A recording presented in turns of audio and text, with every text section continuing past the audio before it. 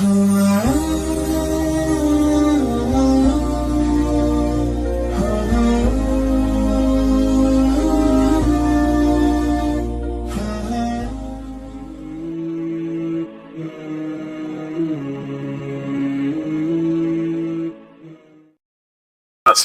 ونستغفره ونعوذ بالله من شرور أنفسنا ومن سيئات أعمالنا. من يهده الله فلا مضل له ومن يضلل فلا هادي له. من يهد الله فهو المهتد ومن يضلل فلن تجد له وليا مرشدا. وأشهد أن لا إله إلا الله شهادة تكون للنجاة وسيلة ولرفع الدرجة كفيلة. وأشهد أن لا إله إلا الله وأشهد أن محمدا عبده ورسوله الذي أرسله بالهدى ودين الحق ليظهره على الدين كله. أما بعد فإن خير الحديث كتاب الله وخير الهدي هدي محمد صلى الله عليه وسلم وشر الأمور محدثاتها وكل بدعة ضلالة وكل ضلالة في النار. أيها الحاضرون المستمعون الكرام، هذا يوم العيد، عيد الفطر. قال الله تعالى في القرآن المجيد: يا أيها الذين آمنوا كتب عليكم الصيام كما كتب على الذين من قبلكم لعلكم تتقون أياما معدودات فمن كان منكم مريضا أو على سفر فعدة من أيام أخر وعلى الذين يطيقونه فدية طعام مسكين فمن تطوع خيرا فهو خير له وأن تصوموا خير لكم إن كنتم تعلمون. شهر رمضان الذي أنزل فيه القرآن هدى للناس وبينات من الهدى والفرقان فمن شهد منكم الشهر فليصم ومن كان مريضا أو على سفر فعدة من أيام أخر يريد الله بكم اليسر ولا يريد بكم العسر ولتكملوا العدة ولتكبروا الله على ما هداكم ولعلكم تشكرون. وقد جاء في الحديث الشريف: يشرع خروج الصبيان والنساء في العيدين للمصلى من غير فرق بين البكر والثيب والشابة والعجوز والحائض، لحديث أم عطية رضي الله تعالى عنها قالت: أمرنا أن نخرج العواتق والحياد في العيدين يشهدن الخير ودعوة المسلمين ويعتزل الحياد المصلى. متفق عليه. وعن ابن عباس رضي الله تعالى عنهما أن رسول الله صلى الله عليه وسلم كان يخرج نساءه وبناته في العيدين، رواه ابن ماجه والبيهقي. وعن ابن عباس رضي الله تعالى عنهما قال: خرجت مع النبي صلى الله عليه وسلم يوم الفطر أو أضحى فصلى ثم خطب ثم أتى النساء فوعظهن وذكرهن وأمرهن بالصدقة، رواه البخاري. وقد جاء في الحديث الشريف قال رسول الله صلى الله عليه وسلم: من لم يدع قول الزور والعمل به فليس لله حاجة في أن يدع طعامه وشرابه.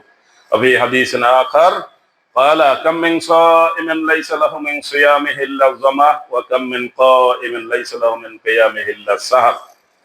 প্রিয় মুসল্লিবৃন্দ, আজকে ঈদের ফিতরের দিন, ঈদের দিন। আল্লাহ তাআলা এই দিনে সবচেয়ে বেশি, অন্যান্য দিনের মতো অন্যান্য কিছু কিছু দিন আছে আরাফার দিন, এই দিনের মতোই এই ঈদের দিনে আল্লাহর বান্দাদেরকে আল্লাহ মাফ করে দেন। কাদেরকে মাফ করে দিবেন? রাসূলুল্লাহ সাল্লাল্লাহু আলাইহি ওয়াসাল্লাম বলেছেন: মান সামা রমাদানা ঈমানান ওয়া ইহতিসাবান গুফিরা লাহু মা তাকাদ্দামা মিন যামবি। যে রমজানের রোজা রাখলো ঈমানের সাথে, হিসাব নিকাশ করে বুঝে শুনে, তার ঈমানের কি দাবি সেই অনুসারে সে হিসাব নিকাশ করে রোজা রাখলো, আল্লাহ তার গুনাহ মাফ করে দিবেন। আমান কামা রমাদানা ঈমানান ওয়া ইহতিসাবান গুফিরা লাহু মা তাকাদ্দামা মিন যামবি। যে রমজানে কিয়াম করলো, রাতে জেগে নামাজ পড়লো, রাতে জেগে বেশি বেশি ইবাদত করলো, সারা বছরের তুলনায় রমজান মাসটা ইবাদতের মৌসুম হিসাবে গ্রহণ করে রাত্রে নামাজ পড়লো, তারাবির নামাজ অতিরিক্ত, কিয়ামুল লাইল অতিরিক্ত, তাহাজ্জুদ নামাজ অতিরিক্ত, এই দিনের বেলায় কষ্ট করে রোজা রাখার পরে রাত্রে আবার পরিশ্রম করেছে, আল্লাহ তার গুনাহ মাফ করে দিবেন। ওমান কামা লাইলাতুল কদরি ঈমানান ওয়া ইহতিসাবান গুফিরা লাহু মা তাকাদ্দামা মিন যামবি। লাইলাতুল কদরে যে জেগে ইবাদত করবে তাকেও আল্লাহ মাফ করে দিবেন। লাইলাতুল কদর রমজানের শেষ দশক বিজোড় রাত্রগুলো। রাসূলুল্লাহ সাল্লাল্লাহু আলাইহি ওয়াসাল্লাম রমজানের শেষ দশক আসলে কোমর বেঁধে লেগে যেতেন, রাত্র জাগতেন, তার পরিবারকে জাগাতেন, পরিবারকে বলতেন, ফাতেমাকে বলতেন, ফাতেমা ওঠো ইবাদত করো, আলী ওঠো ইবাদত করো। কতগুলো জায়গা আছে, সেই জায়গায় আমি তোমাদেরকে স্মরণ করতে পারবো না। কতগুলো স্পট আছে, কতগুলো ঘাট আছে, সেই ঘাটে আমি তোমাদের কথা মনে রাখতে পারবো না। তোমাদের আমল তোমরা করো। আর আমাদের দেশের আমল হচ্ছে এই, আপনি দেখে শুনে একজন বড় আল্লাহর ওলির হাতে বয়াত হবেন, আপনার জান্নাতের গ্যারান্টি হয়ে গেছে। কি রাসূলুল্লাহ সাল্লাল্লাহু আলাইহি ওয়াসাল্লামের চাইতে বেশি গ্যারান্টি আপনার? এই গ্যারান্টি ঠিক আছে? রাসূলুল্লাহ সাল্লাল্লাহু আলাইহি ওয়াসাল্লাম বলতেছেন তার পরিবারকে, তোমরা ওঠো আমল করো, তোমার আমল তোমার করতে হবে। আম্মা জান আয়েশা রাদিয়াল্লাহু তাআলা আনহা জিজ্ঞাসা করছেন, ইয়া রাসূলুল্লাহ, সবার অবস্থা যখন এরকম হবে এবং কিয়ামতের দিন সে জন্ম গ্রহণ করছে যেইভাবে সেইভাবে পোশাক ছাড়া উঠবে, আম্মা জান আয়েশা জিজ্ঞাসা করছেন, ইয়া রাসূলুল্লাহ, একজন কি আরেকজনের দিকে তাকাবে না?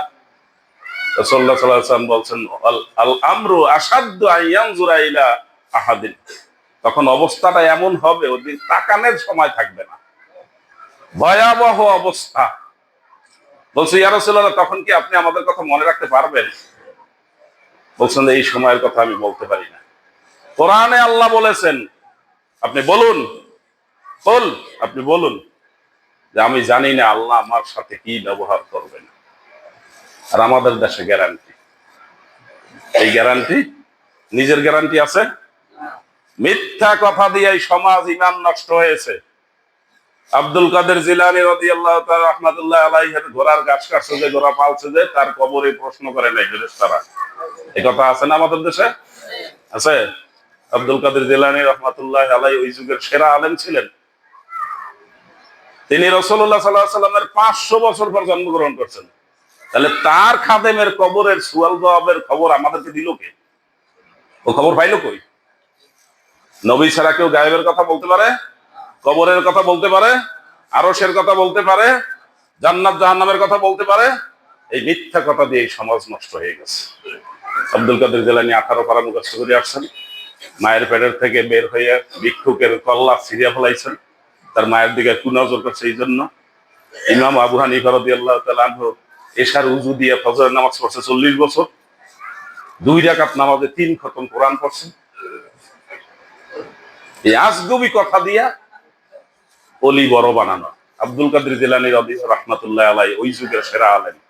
ইমাম আবু হানিফা রাদিয়াল্লাহু তাআলা আনহু তার যুগের এবং কিয়ামত পর্যন্ত যুগের অনেক বড় আলেম, এতে কোনো সন্দেহ নেই। কিন্তু তাদের নামে এই মিথ্যা কথা ছড়াইয়া আমাদের ঈমান গুলা নষ্ট হইতেছে। বলে জাসাদিকা আলাইকা হক, বলে জাউজিকা আলাইকা হক, তোমার শরীরে হক আছে, শরীরটাকে দিয়ে কাজ করাবে, বিশ্রাম দেবে। তোমার স্ত্রীর হক আছে, তার কাছে থাকবে। তোমার ছেলে মেয়ের হক আছে, তাদের দেখাশোনা করবে। সবার হক আছে। এই শারুদ দিয়ে ফজরের নামাজ পড়ে রাত্রে ঘুমানোর হক আছে না? আজগবি কথা এখানে বাংলাদেশে কিছু আলেম নামের লোক আছে, এরা এগুলো বলে আর ঈমান নষ্ট হয়। রমজানের রোজা গুনাহ মাফের কারণ।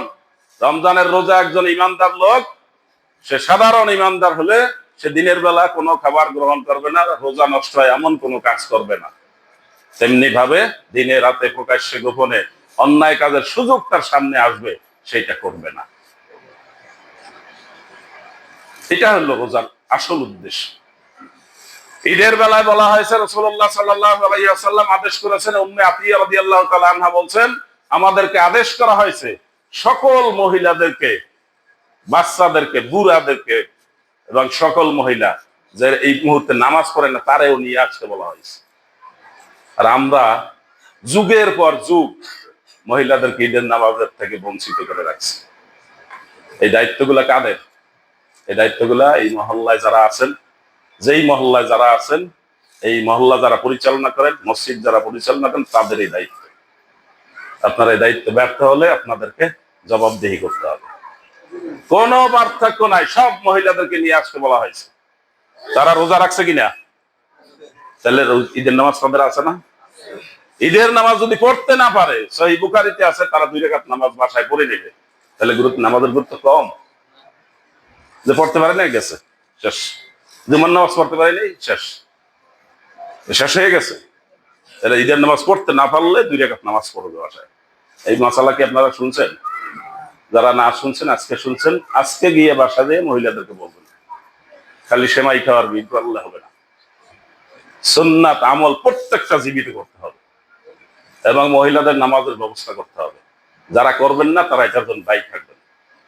রাসূলুল্লাহ সাল্লাল্লাহু আলাইহি ওয়াসাল্লাম তার স্ত্রীদেরকে, তার মেয়েদেরকে নামাজে নিয়ে আসতেন।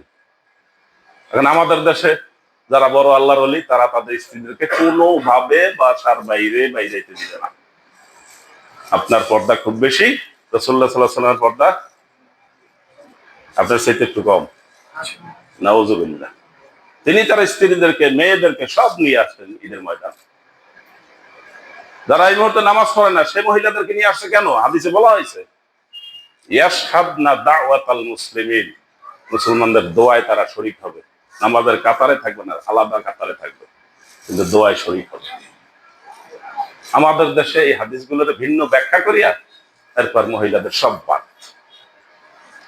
মহিলারা রোজা থাকছে, তারা নামাজ পড়বে। মহিলারা জামাতে তারাবি নামাজ পড়লে তাদের জন্য ক্ষতি না সহজ? আপনি বলেন, যারা জামাতে তারাবি নামাজ পড়েন, একদিন যদি এই জামাতটা না পান, সেদিন কি তারাবি নামাজ পড়া হয়?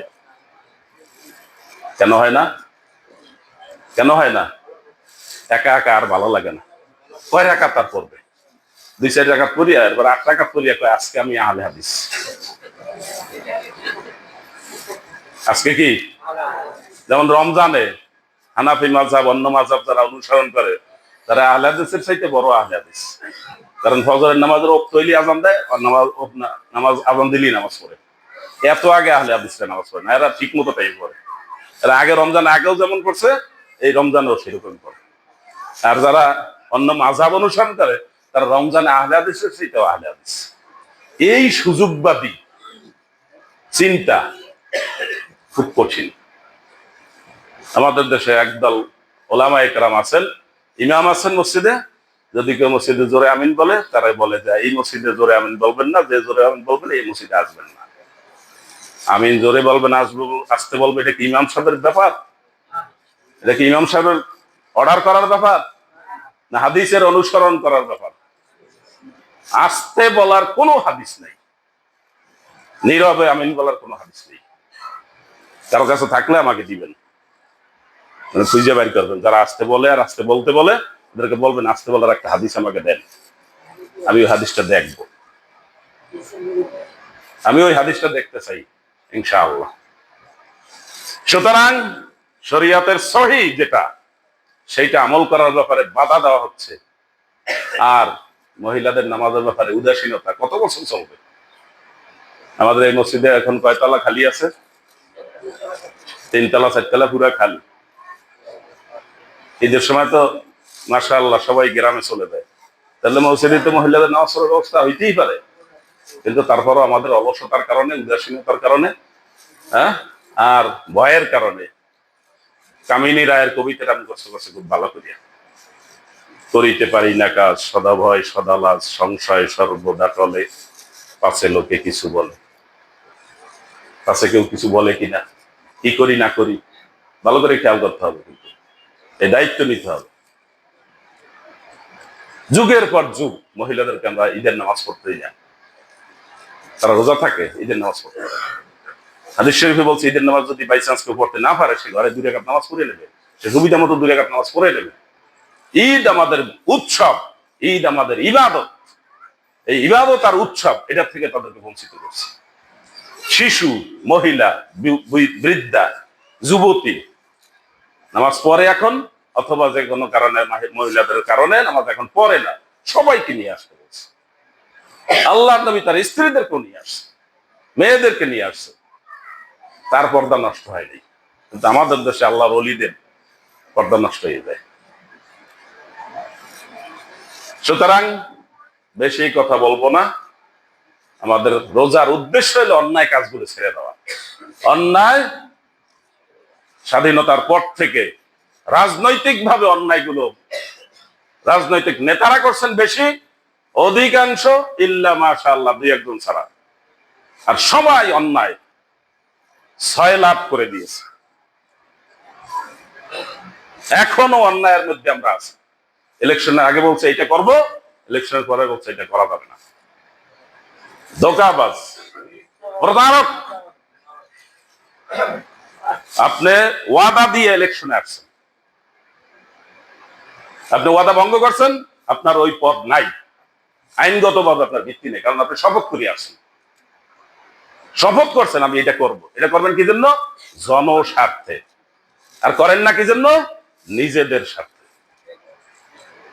প্রকাশ্য ধোঁকা, জাতীয় ধোঁকা। এই জাতীয় ধোঁকা যারা দেয় তাদের দুইবার শাস্তি হবে। একবার শাস্তি হবে দুনিয়ায়, আর একবার শাস্তি হবে আখিরাতে। সুতরাং ধোঁকাবাজের কোনো আশ্রয় নেওয়া যাবে না। রোজা আপনাকে ধোঁকাবাজি শিখায় নাই। আপনি ইলেকশনের পিরিয়ডে টুপি চাকিয়ে মাথায় দিয়ে নামাজ খালি পড়তেই আছেন, যে ইলেকশনে ফেল করছেন টুপি ভালাই দিচ্ছেন, নামাজও শেষ। আপনি এই নামাজ কার জন্য? এটা কি আল্লাহর জন্য? মুশরিক, প্রতারক। রাসূলুল্লাহ সাল্লাল্লাহু আলাইহি সাল্লাম যেখানেই খুতবা দিতেন, যেখানেই ভাষণ দিতেন, সেখানে দুইটা হাদিস খুব বেশি বলতেন। লা ঈমানা লিমান লা আমানাতা লাহু। যার আমানতদারিতা নাই তার ঈমান নাই। রাষ্ট্রের বিরাট দায়িত্ব যারা নেয়, ওখান থেকে চুরি করে, বিদেশে টাকা জমা করে, বাড়ি করে, গাড়ি করে, রাষ্ট্রের সম্পদ ডাকাতি করে, এর কোনো ঈমান নেই। এরা মরলে 14 বার জানাজা পড়লে কিছু হবে না। জানাজায় মাইয়েতের কোনো উপকার আছে? জানাজায় মাইয়েতের কোনো উপকার নেই। জানাজা যে পড়বে তার একটা উপকার, কবর দেওয়া পর্যন্ত যে থাকবে তার আর একটা উপকার। 2 কিরাত সওয়াব পাবে। কয় কিরাত? এক একটা কিরাত উহুদ পাহাড়ের চাইতে বড়। উহুদ পাহাড় প্রায় 11 কিলোমিটার লম্বা। এটা উঁচা বেশি না, কিন্তু এখান থেকে ঢেউ খেলতে খেলতে মদিনা থেকে একেবারে 11 কিলোমিটার। এই এরকম 2টা উহুদ পাহাড়ের মতো সওয়াব হবে যদি আপনার জানাজা অংশগ্রহণ করেন এবং দাফন দেওয়া পর্যন্ত থাকেন। দাফন দিয়ে সবাইকে মাটি দিতে হবে না। বিসমিল্লাহ মিনহা খালাকনাকুম ওয়া ফিহা নুঈদুকুম ওয়া মিনহা নুখরিজুকুম তারাতান উখরা, এই কথা বললে প্রত্যেকের মাটি দেওয়া জরুরি না। এটা রাসূলুল্লাহ সাল্লাল্লাহু আলাইহি ওয়াসাল্লাম দিয়েছেন কোনো একবার, কোনো একটা দুর্বল হাদিস দ্বারা প্রমাণিত, এটা সহিহ না। তবে যদি দেন কোনো দোষ নাই, কিন্তু এটার জন্য ভিড়াভিড়ি করিয়া ওখানে লাইন দিয়া যে আপনারা সরেন, আমরা দিতে পারি নাই, কি এটা কি খুব জরুরি? যেই কাজ জরুরি না সেই কাজ মুসলমান খুব জরুরি করে নাই। হজরে আসওয়াদে চুমু দেওয়া খুব জরুরি, কিন্তু যুদ্ধ করিয়া ওখানে হজরে আসওয়াদে চুমু দিতে যায়। 2টা কারণ, 2টা শর্ত আপনাকে পালন করতে হবে হজরে আসওয়াদে চুমু দেওয়ার ব্যাপারে। কয়টা শর্ত? আপনি কাউকে কষ্ট দিবেন না, কেন দিয়ে গুতায়, আর আপনি কোনো কষ্টে পড়বেন না। এই 2 দিকে খেয়াল করে আমি এই পর্যন্ত 4 বার গেছি আলহামদুলিল্লাহ, মক্কায়, মদিনায়। আমি এখন পর্যন্ত হযরত আসওয়াদের ধারে যাইতে পারিনি। চেষ্টা করি নাই তা না, চেষ্টা করছি। আমি 2 শর্ত পালন করে চেষ্টা করছি, পারি নাই, চলে আসছি। হযরত আসওয়াদ চুমা দেওয়া কি ফরজ, ওয়াজিব, সুন্নাত? ওমর রাদিয়াল্লাহু তাআলা আনহু বলছেন আমি হযরত আসওয়াদ চুমা দিতাম না, ও পাথর কিছু করতে পারে না। আমি দেখছি রাআইতু রাসূলুল্লাহ সাল্লাল্লাহু আলাইহি ওয়াসাল্লাম ইউকাব্বিলু, আমি রাসূলুল্লাহ সাল্লাল্লাহু আলাইহি ওয়াসাল্লামকে দেখছি হযরত আসওয়াদ চুমা দিতে, এই জন্য আমি দেই। আমি এই 2 শর্ত পূরণ করে পারি নাই। আমার সাথে এক হাজী সাহেব আমার পরিচিত, উনি কয়েকবার চুমু দিছে, আরো একবার গেছে। এরপর গিয়া স্বাস্থ্যবান লোক আছে না অনেক, ওদের চাপে পড়িয়ে এমন অবস্থা হয়েছে, তাবুতে এসে, হোটেলে এসে তার স্ত্রীর কাছে বলছে আজকে আমি মরিয়া যাইতাম। আপনি কয়েকবার চুমু দিতে পারছেন, এরপর আবার গুতাইতে থাকেন, এটা কি ফরজ? মুসলমান যেটা ফরজ না, এটা ফরজের ফরজ বানায়। আর যেটা ফরজ এটার খবর নেই। রাষ্ট্রের সম্পদ চুরি করা কি? জনগণের সম্পদ চুরি করা কি? শুধু হারাম না, এদের জন্য জান্নাতে যাওয়ার কোনো রাস্তা নেই। আপনি জানাজা অনেকবার পড়বেন, কাজ হবে না। জানাজায় উপকার কার? জীবিত লোকের, যে জানাজা পড়বে। মাইয়াতের কোনো উপকার নেই। রাসূলুল্লাহ সাল্লাল্লাহু আলাইহি ওয়াসাল্লাম এক ব্যক্তির জানাজা পড়ছেন, আল্লাহ পরে বলছেন কাজ হয় নাই। নিজের জামা দিচ্ছেন তার কাফনের কাফন পরানোর জন্য, আল্লাহ বলছেন কাজ হয় নাই। সে মরার পরে হাঁ করিয়া রয়েছে, মুখটা আগে বন্ধ করে নাই কেউ। মারা যাওয়ার পর কি মুখ বন্ধ করে দিতে হবে না? শক্ত হয়ে গেলে আর বন্ধ করা যাবে? হাত এরকম আছে, যদি শক্ত হয়ে যায় আর বাস করতে পারবেন, সোজা করতে পারবেন? মাইয়াতের কাছে থাকলে অনেক কিছু শিখতে হবে, এটা পরে বলবো, আগেও বলছি। হা করে রয়েছে, তার ছেলে একজন ভালো মানুষ, ভদ্র মানুষ, একজন বিশিষ্ট সাহাবী, মুখলেস সাহাবী, একনিষ্ঠ রাসূলুল্লাহ সাল্লাল্লাহু আলাইহি ওয়াসাল্লামের ভক্ত। আছে না আমাদের সমাজে এরকম? বাবা শয়তান নাম্বার 1, ছেলেটা এত ভালো, মানুষে আশ্চর্য, তুই এই বাপের সন্তান হইলি কেমনে, বলে না? ওই রকম সাহাবী, সে বলছে ইয়া রাসূলুল্লাহ, আমার বাবার তো হা করিয়ে রয়েছে, আপনি একটা আপনার মুখের লালা দিয়া আমার বাবার মুখটা বন্ধ করে দেন। রাসূলুল্লাহ সাল্লাল্লাহু আলাইহি ওয়াসাল্লাম তার মুখের মধ্যে আঙ্গুল দিয়া লালা নিয়া তার মুখটা লাগাইয়া তারপর বন্ধ করে দিয়েছে। রাসূলুল্লাহ সাল্লাল্লাহু আলাইহি ওয়াসাল্লাম তার জানাজা পড়ছেন, তার নিজের জামা দিচ্ছেন কাপড়ের কাপড় পরান, মুখের লালা দিয়া তার মুখ বন্ধ করে দিচ্ছেন। এইটা রাসূলুল্লাহ সাল্লাল্লাহু আলাইহি ওয়াসাল্লাম আর কারো জন্য করছে? এই সব করার পর সূরা তাওবা ৮০ এবং ৮৪ নম্বর আয়াত পড়বেন। সব আমাদের দায়িত্ব রাখবেন না, নিজেরা পড়বেন। আমাদের দায়িত্ব রাখবেন আর কিয়ামতের দিন বলবেন রব্বানা আতিহিম দিফাইন মিনাল আযাব। আল্লাহ এই হুজুরে আমাদেরকে ভুল পড়াইছে, ভুল বুঝাইছে, তারকে ডাবল শাস্তি দেন, আমাদেরকে জান্নাতে এই কোনা দিয়ে যাইতে দেন। আমরা কোনাকুনি একটু সরিয়ে যাই। নেতাদের ব্যাপারে বলবেন যে এই নেতারা আমাদের কোনদিন নামাজ পড়ার কথা বলে নাই, হালাল খাওয়ার জন্য বলে নাই, চাঁদাবাজি করার জন্য ট্রেনিং দেওয়া হয়েছে। কিভাবে চাঁদাবাজি করবে, কিভাবে চাইবে।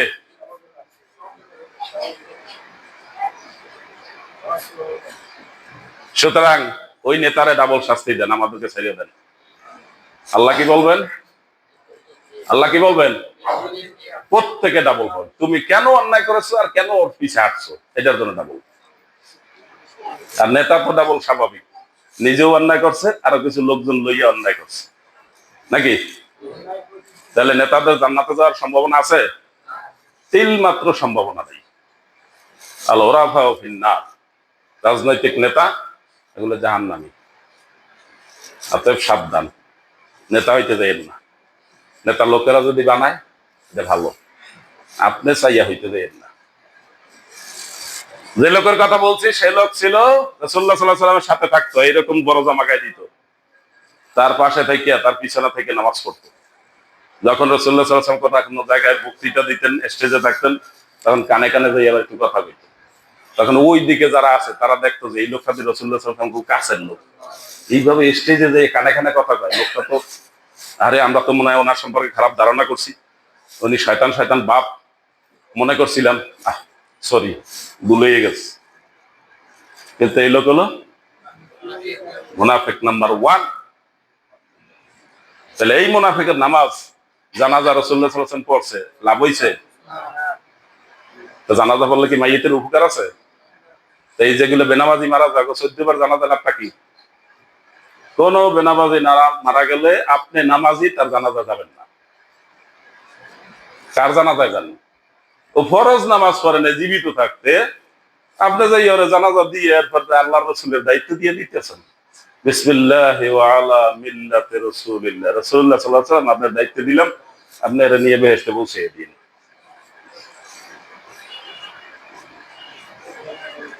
সুতরাং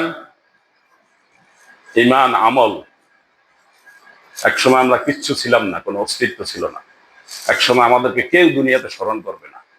এই মাঝখানে এতটুকু সময় আপনার ধন সম্পদ, আপনার জ্ঞান বুদ্ধি, এগুলো আল্লাহর সন্তুষ্টি অর্জনের জন্য কাজ করবেন। আপনার সম্পদ রেখে যাবেন, আপনার ছেলে মেয়ে আত্মীয় স্বজন খাবে, এটা পরের জেনারেশন খাবে, 3 নম্বর 4 নম্বর জেনারেশন আপনাকে চিনবেই না। আমিই তো চিনি না। আপনি হিসাব করেন, আপনার দাদার উপরে তার উপরের লোকের চিনেন, দেখছেন? তার কথা মনে করেন কোনোদিন? দেখেনও নাই, মনেও করেন না। Out of sight, out of mind. সুতরাং আপনাকে আমাকে আল্লাহর কাছে মকবুল হতে হবে। আমার ঈমান, আমল, আচার আচরণ দিয়ে আল্লাহর মকবুল হলে আপনি সব ফেলে যাবেন, কিন্তু আল্লাহ আপনাকে জায়গা মতো পৌঁছে দিবেন। সেই কাজটা করতে হবে। আর রাজনৈতিক নেতারা খুব সাবধান, আপনাদের জন্য জান্নাত খুব কঠিন। আর যারা অন্যায় কাজ করে, এদের সাথে যারা থাকে ওরাও সাবধান। ওরা ইসলাম থেকে খারিজ, নামাজ পড়ে ফাও, কোনো লাভ নাই। রোজা থাকে ফাও, টুপি মাথায় দেয় ফাও। ওই জালিম, চাঁদাবাজ, দুর্নীতিবাজ সহযোগী যে থাকে, ও ইসলাম থেকে খারিজ। ফাকাদ খারাজা আনিল ইসলাম। সে কিন্তু জানে যে জুলুম করে। হ্যাঁ, আপনি যদি যোগ্য হন, আর আল্লাহ যদি আপনাকে কোনো দায়িত্ব দেন, জনগণ যদি আপনাকে সমর্থন করেন, তাইলে আপনি এটা করেন। তাইলে আপনি যেই 7 শ্রেণীর মানুষ ছায়া পাবে, যেই দিন কোনো ছায়া থাকবে না আল্লাহর ছায়া ছাড়া, সেই 7 শ্রেণীর মধ্যে রাসূলুল্লাহ সাল্লাল্লাহু আলাইহি ওয়াসাল্লাম আপনাকে 1 নম্বর বলছে। কয় নম্বর? এটাকে থাকে কি সোজা? আর 6 জনের হিসাব করে দেখবেন, ওই 6 জনের চাইতে উপরে থাকা, তো ওই 6 জনের একটা আমল দেখবেন যে আপনার মধ্যে নাই, আমার মধ্যে নাই। সুতরাং ওই জায়গায় থাকা খুব কঠিন। এই জন্য রাজনৈতিক ক্ষমতা বা দায়িত্ব কেউ চাইয়া নেবেন না, লোভও করবেন না। হ্যাঁ, আপনারা আশেপাশে যারা আছে, আপনাকে যারা চিনে, তারা যদি মনে করে আপনি এটার জন্য যোগ্য, তখন আপনি রাজি থাকবেন। তাইলে আল্লাহ বরকত দিবেন, আপনার কাজে সবাই সহযোগিতা করবে। দেখেন না, এখন কিছু কিছু নেতা আছে এমন, তার কিছু নেই, 1 টাকাও খরচ করে নেই। ধনী লোকেরা এসে বলে, ভাই তুমি তো এমপি হয়েছো, তোমার কিছু নাই, আচ্ছা তুমি আর এলাকার মানুষের আমি 1 কোটি টাকা দিই, তুমি কিছু বস্তা বেরিয়ে চাউল ডাইল দাও, ঈদের সামগ্রী দাও। দেয় না? এটা কি উনি দেয়? এমপি সব নিজে দেয়? দেয় না। এটা ধনী একজন লোক আসছে, আর একজন এসে বল তোমার এলাকায় এইটা আমি করে দেবো। এইটা হলো ওইটা, যে আল্লাহ বরকত দিবেন। আর যদি আপনি চাইয়ে নেন, তাহলে আল্লাহ মানুষজন পাঠাইয়ে দিবে ওর কাছে, যে চাও, তোমাদের সেবা করার কথা কইছে, কারণ সেবা যে চাও সবাই চাইবে, কেউ দিতে পারবে না, ফেল মারবে। রাসূলুল্লাহ সাল্লাল্লাহু আলাইহি ওয়াসাল্লাম দোয়া করেছে, আল্লাহুম্মা বারিক লি উম্মতি ফি বুকুরিহা, আমার উম্মতকে ভোরে বরকত দিয়েন। কোন সময় বরকত দেওয়ার দোয়া করছেন রাসূলুল্লাহ সাল্লাল্লাহু আলাইহি ওয়াসাল্লাম? ভোরে। তার মানে ফজরের নামাজ পড়তে হবে, এর আগে পারেন তাহাজ্জুদ পড়তে হবে। ফজরের পরেই, সূর্য ওঠার পর ইশরাকের নামাজের সময় হয় সাধারণত, ওলামায়ে কেরাম বলে থাকেন 23 মিনিট পরে। মক্কা মদিনায় ওই 23 মিনিট পরে ঈদের নামাজ শুরু হয়। ওইটার সাথে মিলাই আমাদের কাজ করতে হবে, রেডি হইতে থাকেন। পারা যাবে তো? বরকত কোন সময়? ভোরে। তা আপনি ভোরে ঘুমাইতে থাকেন, নামাজ 8টায়, এতে আপনার অসুবিধা, 9টা দিলে ভালো হইতো। কারণ আপনি উঠবেন 8টায়, আর 9টায় ঈদের নামাজ পড়তে হবে। ঈদের নামাজ পড়া কি ফরজ? ফজরের নামাজ পড়া?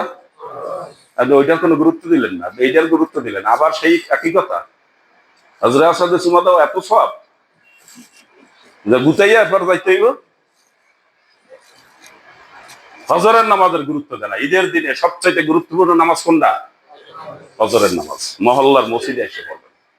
মহল্লার মসজিদে এসে পড়ছেন, এখন কিন্তু আসতে পারছেন। ঈদের দিন নাগালে কে কি করবে?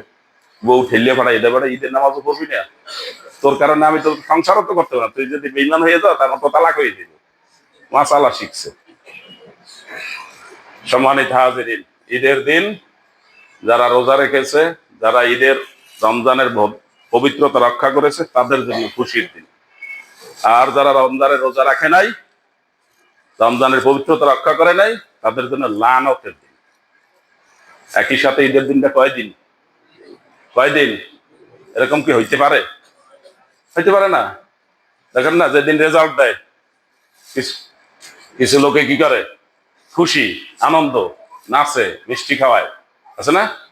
আর 2-1 জন এসে দেয়, গলায় ফাঁস দেয়, আছে? তাহলে একই দিন, 2 জনের কি 2 দিন, সবার একদিন না।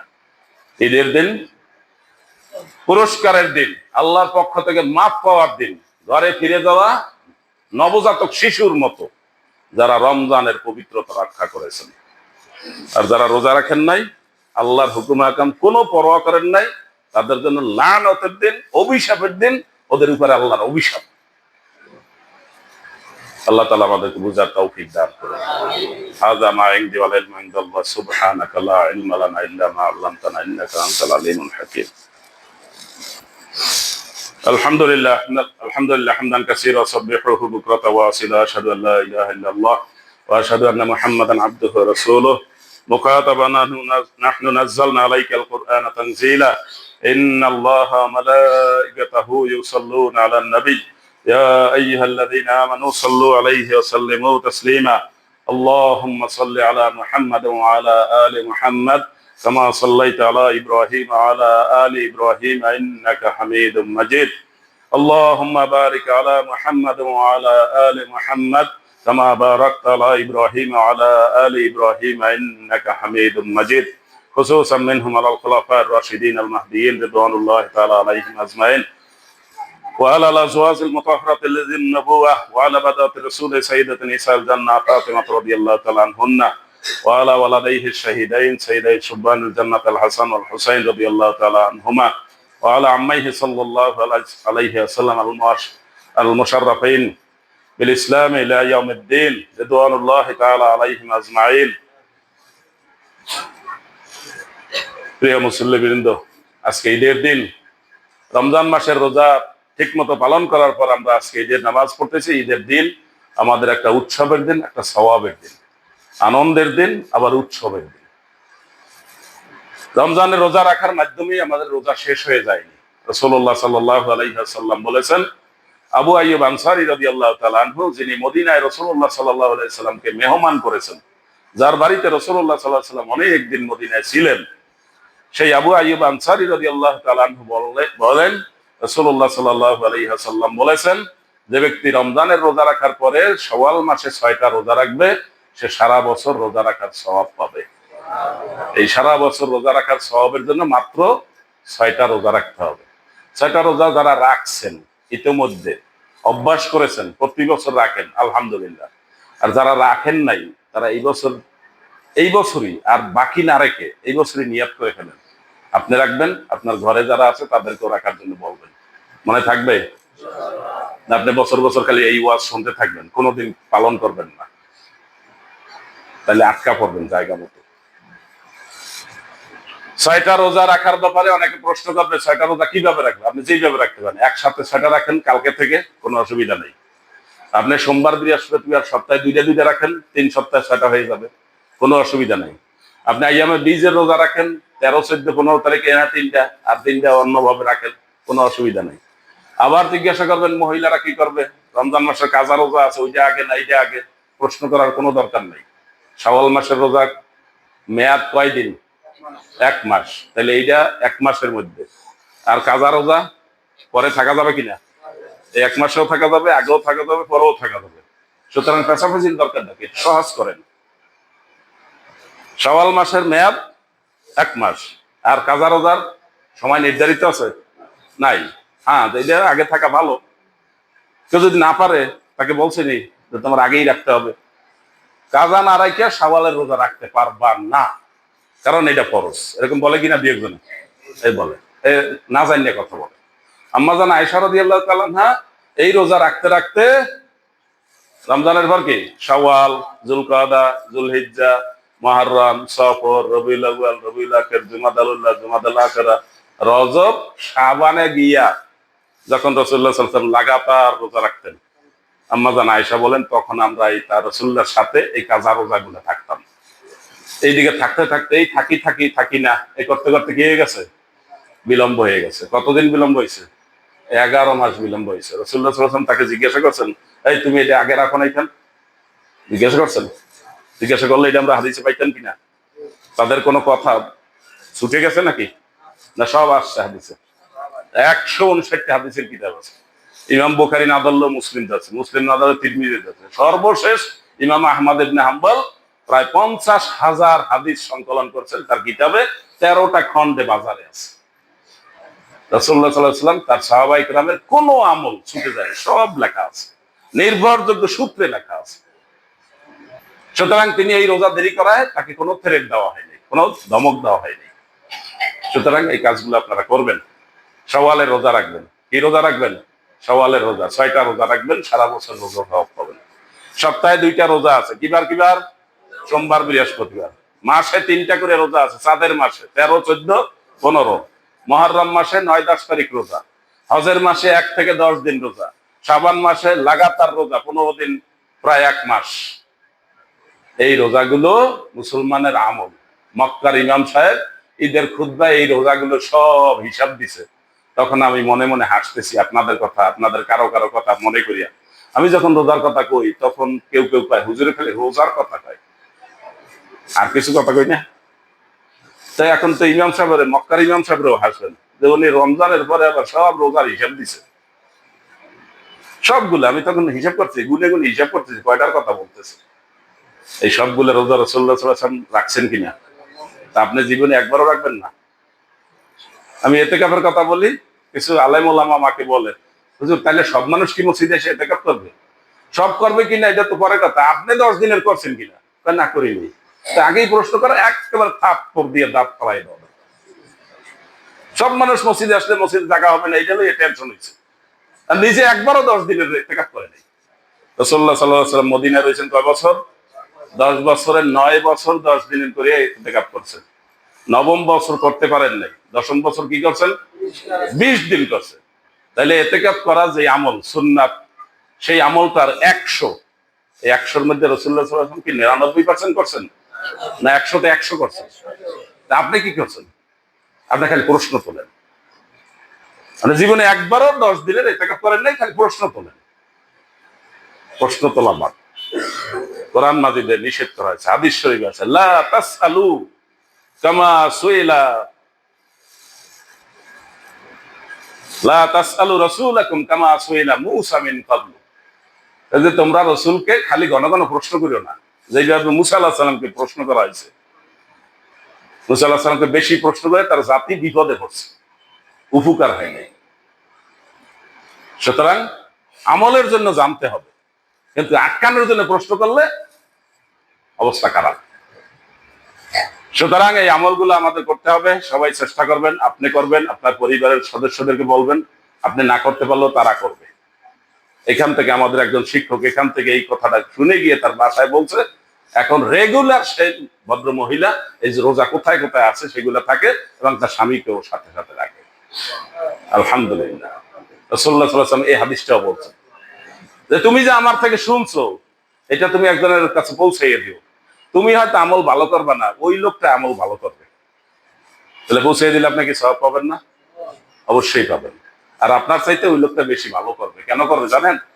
ওই লোকটা বলবে যে আল্লাহ, আমি রাসূলুল্লাহ সাল্লাল্লাহু আলাইহি ওয়াসাল্লামের সামনে থেকে এই কথাটা যদি শুনতাম তাহলে আমি অনেক ভালো বুঝতাম। এখন আমি একজন ভাইয়ের মাধ্যমে শুনলাম আল্লাহ রাসূলুল্লাহ সাল্লাল্লাহু আলাইহি ওয়াসাল্লাম কি বলছেন আমি ভালো করে বুঝতে পারি নাই। এখন সে অনেক চেষ্টা করে এটাকে ভালো করার চেষ্টা করবে, আমারটা ভালো হয় কিনা, এই টেনশন তার মধ্যে।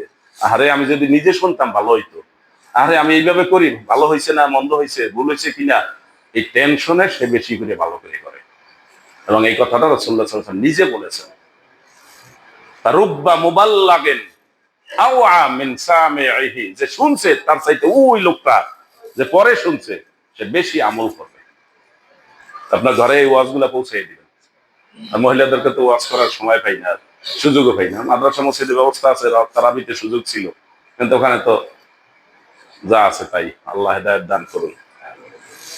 ربنا آتنا في الدنيا حسنة وفي الآخرة حسنة وقنا عذاب النار رب ارحمهما كما ربياني صغيرا ربنا هب لنا من أزواجنا وذرياتنا قرة أعين واجعلنا للمتقين إماما ربنا اغفر لنا ولإخواننا الذين سبقونا بالإيمان ولا تجعل في قلوبنا غلا للذين آمنوا ربنا إنك رؤوف رحيم اللهم اعز الاسلام والمسلمين।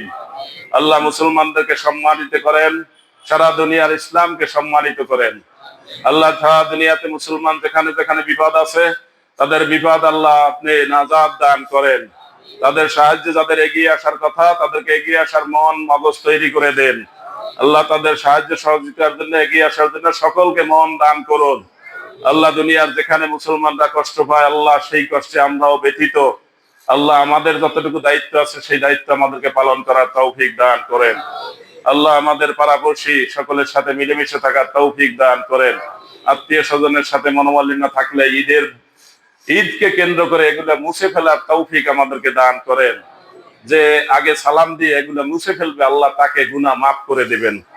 আমাদের আত্মীয় স্বজন আদম আলাইহিস সালাম থেকে এই পর্যন্ত যারা কবরে চলে গেছেন ঈমান নিয়ে আল্লাহ সবাইকে মাফ করে দেন, তাদেরকে সর্বোচ্চ সম্মান দান করেন।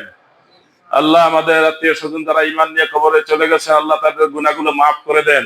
বিশেষ করে আমাদের মাতা পিতা যারা কবরবাসী হয়ে গেছেন আল্লাহ সবাইকে মাফ করে দেন। আল্লাহ আমাদের সন্তান সন্ততিদেরকে ঈমান আমল শিখিয়ে ভালো মানুষ, ঈমান কামিল মুমিন হিসাবে গড়ে তোলার তৌফিক দান করেন।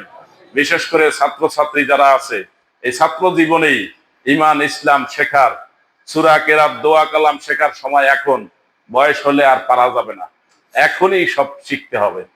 সূরা কেরাত কোরআন মাজিদ শুদ্ধ করে পড়া, যে কোনো জায়গা থেকে পড়তে পারা, এটা এখনই শিখতে হবে।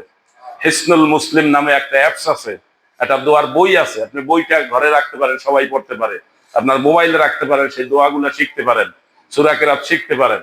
এভাবে করে ছাত্র জীবনেই সব শিখতে হবে, বাকি জীবনে পরে আর হবে না, পরে হয় না, সুযোগও নাই। আল্লাহ আমাদেরকে এই যা আমাদের ঘাটতি আছে সেগুলো পূরণ করার তৌফিক দান করেন। আল্লাহ আমাদেরকে মন খুলে উদার চিত্তে যাদের সম্পদ আছে তাদেরকে দান করার তৌফিক দান করেন। আমাদের আশেপাশে যারা অসহায় আছে, অসুবিধাগ্রস্ত আছে, ঋণগ্রস্ত আছে, দায়গ্রস্ত আছে, আল্লাহ তাদেরকে সহায়তা করার তৌফিক দান করেন। যাকাত ফিতরা দেওয়া, প্রকাশ্যে দেওয়া, এটা ভালো কাজ, কিন্তু যাকাত ফিতরা ছাড়া যারা অভাবী তাদের অভাব দূর করার জন্য, চিকিৎসার জন্য, মেয়ে বিবাহ দিতে পারে না সেই কাজে সাহায্য করার জন্য গোপনে, তাদেরকে কেউ জানে না, তাদেরকে একেবারে অন্ধকারে গিয়ে তাদেরকে দিয়ে দেওয়া, এটা হলো ওই সময় ওই 7 শ্রেণীর মানুষের মধ্যে একজন, যারা ডান হাতে দান করে বাম হাতে জানে না, এটা হলো গোপন দান। আল্লাহ আমাদেরকে এই সমস্ত সওয়াবের কাজগুলো সুন্দরভাবে যেভাবে হাদিসে আসছে সেভাবে করার তৌফিক দান করুন। আল্লাহ আমাদেরকে পরস্পরে ভালোবাসা দান করুন, মুসলমান কোনো প্রকার হিংসা না থাকে সেই তৌফিক দান করেন। আল্লাহ আমাদের দোয়াগুলো কবুল করে নেন। আল্লাহ সকলের মনে যে নেক মাকাসিদ আছে সেগুলো কবুল করে নেন। আল্লাহ বিপদ আপদ দূর করে দেন। আসমানি বালা, জমিনি বালা, মানুষের বদনজর, কুনজর, হিংসা বিদ্বেষ থেকে আল্লাহ আমাদের সবাইকে হেফাজত করুন। আমাদের শিশু সন্তানরা অনেক সময় এই সমস্ত বিপদে পড়ে, মানুষের বদনজর, কুনজরে পড়ে, আল্লাহ সবাইকে হেফাজত করুন। রব্বানা তাকাব্বাল মিন্না ইন্নাকা আনতাস সামিউল আলিম ওয়া তুব আলাইনা ইন্নাকা আনতাত তাওয়াবুর রহিম। সুবহানা রাব্বিকা রাব্বিল ইজ্জাতি আম্মা ইয়াসিফুন ওয়া সালামুন আলাল মুরসালিন ওয়ালহামদুলিল্লাহি রাব্বিল আলামিন।